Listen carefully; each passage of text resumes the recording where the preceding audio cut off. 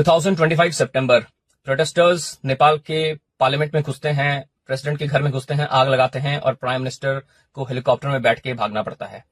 2024 protesters Bangladesh की parliament में घुसते हैं, वहां के प्राइम मिनिस्टर के घर में घुसते हैं, प्राइम मिनिस्टर को हेलीकॉप्टर में बैठ के भागना पड़ता है। 2022 प्रोटेस्टर्स राष्ट्रपति भवन में घुसते हैं, वहां के स्विमिंग पूल में नहाते हैं, तोड़फोड़ मचाते हैं और वहां के प्रेसिडेंट को हेलीकॉप्टर में बैठ के भागना पड़ता है।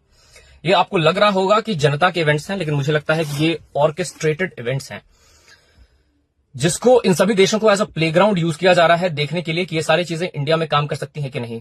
जो लोग हमारे भारत के लोग सोच रहे हैं कि ये नेपाल की जेंजीज ने सिर्फ किया है, ये इतना बड़ा कोऑर्डिनेटेड ऑपरेशन। जेंजीज जिसको सपोर्ट कर रहे हैं उसका नाम है बलेंद्र शाह। बलेंद्र शाह वो आदमी है जो अपने ऑफिस में ग्रेटर नेपाल का मैप लगाता है, जिसमें वो दिखाता है कि उत्तराखंड, जो हमारा उत्तराखंड है, वो नेपाल का पार्ट है, सिक्किम जो है वो नेपाल का पार्ट है। जी हाँ, आपको पता है कि भारत के यूएसए के साथ अच्छे रिलेशन नहीं है। इन सभी देशों को एक ही पैटर्न से रेजिम चेंज ऑपरेशन किया गया है। इस ऑपरेशन को कहते हैं कलर रिवॉल्यूशन, जिसको इंटेलिजेंस एजेंसीज ऑर्केस्ट्रेट करती है साइकोलॉजिकल ऑपरेशन के द्वारा। इसमें रियल इश्यूज को पिक किया जाता है, जैसे कि करप्शन, अनएम्प्लॉयमेंट, इन्फ्लेशन, जो कि आपको रियल दिखे।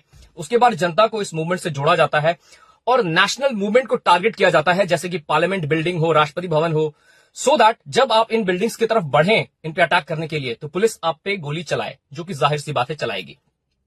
उसके बाद जब कुछ इनोसेंट प्रोटेस्टर्स मरेंगे तो एक इंटरनेशनल परसेप्शन क्रिएट होगा कि सरकार बहुत टिरनिकल हो चुकी है और बिल्कुल जनरल डायर हो चुकी है और निहत्थी जनता पे वार कर रही है। इसके बाद प्रोटेस्टर्स इस रीजन को एक एक्सक्यूज बनाते हैं और ज्यादा वॉयलेंस करने के लिए, और पूरे देश में आग लगाई जाती है।